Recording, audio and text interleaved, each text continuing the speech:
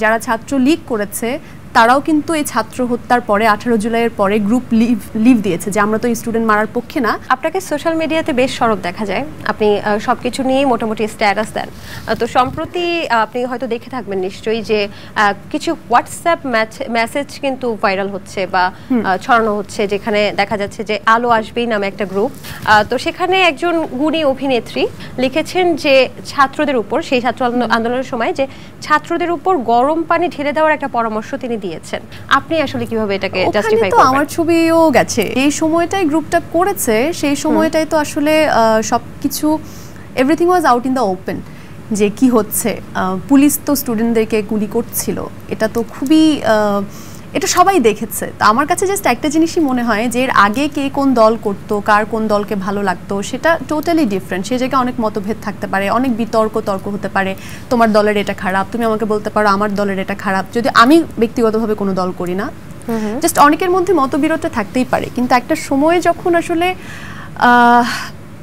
রাস্তায় প্রকাশ্যে স্টুডেন্টদেরকে গুলি করা হচ্ছিল এবং সেটা পুলিশ করছিল এবং সেটা আমরা সবাই দেখেছি, তারপরেও যদি কেউ সেই হত্যার বিরুদ্ধে কথা না বলে এবং বিচার না চায়, তো তাদেরকে নিয়ে আসলে আমি যে স্পিচলেস হয়ে যাই। আমি আসলে কি বলবো সেটাই বুঝতে পারি না। 250-টিরও বেশি ডিজাইন অপশন নিয়ে ওয়ালটন স্মার্ট ফ্রিজ, বোঝে আপনার প্রয়োজন।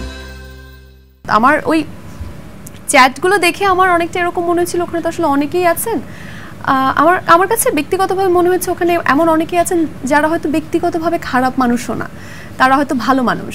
তারা হয়তো অনেকেই এরকম আছেন যে হয়তো অনেকে হয়তো চাপে পড়ে হয়তো ছিলেন গ্রুপে, অনেকে হয়তো গ্রুপে খুব একটা অ্যাক্টিভও ছিলেন না, অনেকে হয়তো এমনও আছেন যে জাস্ট থাকে না আমার সারাউন্ডিং, আমি যে সারাউন্ডিংয়ে থাকি, আমার আশেপাশে যারা থাকে, শিল্পীরা যাদেরকে আমি আইডল মনে করি, যারা অনেক শিক্ষিত, যারা অনেক সংস্কৃতি মনা, তাদেরকে দেখি, তো তারা যদি বলছে এটা ঠিক তাহলে মনে হয় এটাই ঠিক, মানে নিজের সেন্সটা কাজে না লাগিয়ে। আমরা তো আসলে তাদেরকে এরকম অনেকে আছে, মানে ওখানে তো অনেক মানুষ আছে, তো প্রত্যেকটা মানুষের সাইকোলজি তো আপনি আসলে ঢালাওভাবে বিচার করতে পারবেন না। তবে ওখানে এমন কয়েকজন মানুষ আছে যারা খুব বাজেভাবে স্ট্যান্ডটা নিয়েছিল এবং যারা খুব আসলে ওই যে আন্দোলনের বিরুদ্ধে ছাত্রদেরকে মারার পক্ষে কথা বলছিল। সো ওটা দেখে ভীষণ কষ্ট পেয়েছি এবং ওটা দেখে আরও মানে লজ্জা লেগেছে নিজের কাছে, কারণ তাদেরকে তো আসলে আমরা অনেক শ্রদ্ধা করি। সেখানে ছবি দেখলাম যে ওই যে গাড়ি পোড়ানো, মেট্রো রেলের বা হয়তো বিটিভি পোড়ানো, এগুলো নিয়ে কথা হচ্ছে, কিন্তু একটা স্টুডেন্টকে যে মেরে পুলিশের গাড়িতে করে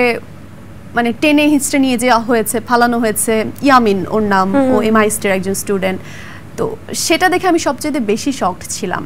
সেটা সম্ভবত 18 জুলাইয়েরই ঘটনা। কিংবা পুলিশ যে গুলি করছে প্রকাশ্যে, এই জিনিসগুলো তারা মনে হচ্ছে দেখছেন না, তাহলে তারা কি ছাত্রদের পক্ষে এবং কোন হত্যার বিচার চায়, মানে আমি জাস্ট বুঝলামই না। মানে আমি খুব বিরক্ত হয়েছি চ্যাটগুলো পড়ে। এরকম অনেক দেখেছি যে যারা ছাত্রলীগ করেছে তারাও কিন্তু এই ছাত্র হত্যার পরে 18 জুলাইয়ের পরে গ্রুপ লিভ দিয়েছে যে আমরা তো স্টুডেন্ট মারার পক্ষে না।